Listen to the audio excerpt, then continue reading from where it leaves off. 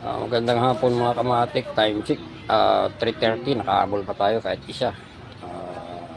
Rebuild natin. Ang unit ni sir ay Hyundai Starex DRX body. Ang issue nito ay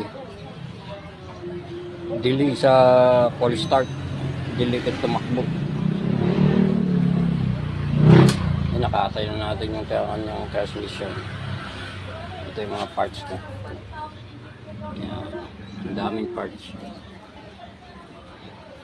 Yan. Nakahabol pa tayo kahit hapon. Bubuin lang natin at sila na magkakabit. Tayo lang na magre-rebuild. Pansin natin dyan, may mga manipis na yung lining. Saka sigurado ang uran nyo ito ay matitigas na.